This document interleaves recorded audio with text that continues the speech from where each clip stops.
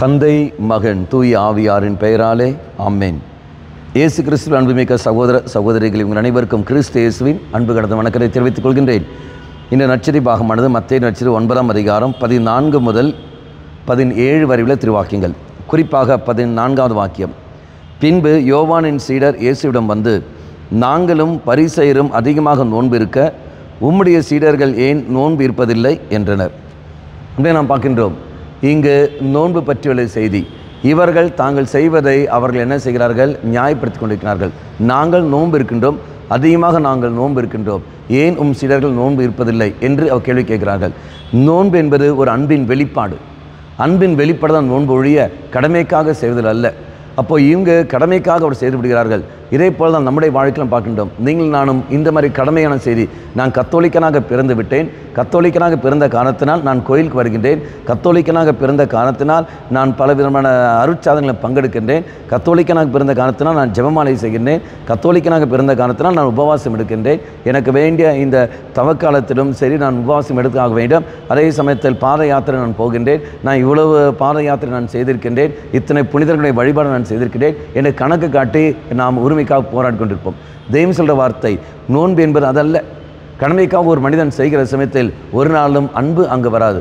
செய்கிற ஓரோ பணிகளும் அன்பின் மையப்படுத்தி இருக்க வேண்டும், அன்பை வெளிப்படுத்த வேண்டும். நான் பலிப்பிடத்தில் நான் வருகிறேன் என்றால் அது அன்பை மையப்படுத்தி இருக்க வேண்டும். நான் ஜெபமாலை நான் ஜெபிக்கிறேன் என்றால் அது அன்பை மையப்படுத்தி இருக்க வேண்டும். நான் பாவ சங்கீதனம் செய்கிறேன் என்றால் அது அன்பை மையப்படுத்தி இருக்க வேண்டும். இறை வார்த்தை நான் படிக்கிறேன், தியானிக்கிறேன், அறிவிக்கிறேன் என்றால் அது அன்பை மையப்படுத்தி இருக்க வேண்டும். அப்படி அன்பை மையப்படுத்தி இருக்கிற சமயத்தில் ஒரு நாளும் கணக்கு நாம் கொடுக்க மாட்டோம். உதாரணம் எடுத்துக்கொள்ளுங்கள், தாயானவள் தன் பிள்ளைக்கு அன்பு செய்கின்றார்.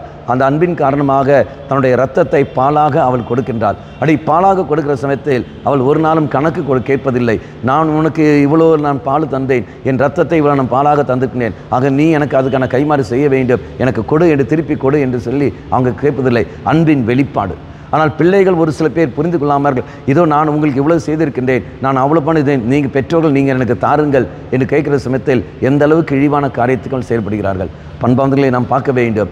அன்பை மையப்படுத்தி தான் நான் வாழ வேண்டும் ஒழிய சடங்கை மையப்படுத்தியோ அல்ல கடமையை மையப்படுத்தியோ அல்ல. அப்படி போகிற சமயத்தில் நம்முடைய வாழ்க்கை தாறுமாறாக போய்விடும். இறை பாதத்தில் விட்டு கொடுப்போம். தெய்வமே, அன்பை மையப்படுத்தி வாழக்கூடிய வரத்தை தந்துள்ளோம். நான் நோன்பு இருக்கிறேன் என்றால் அது கடமைக்காக அல்ல, அன்பை மையப்படுத்தி, அது உன்னை மையப்படுத்தி ஆண்டவர் என்று சொல்லிக்கொண்டு நாம் மன்றாடுவோம். கண்களை மூடிய வண்ணமாக, இயேசுவே என்மேல் இரக்கம் வையும். நான் உன்னை அதிகமாக அன்பு செய்கின்றேன்.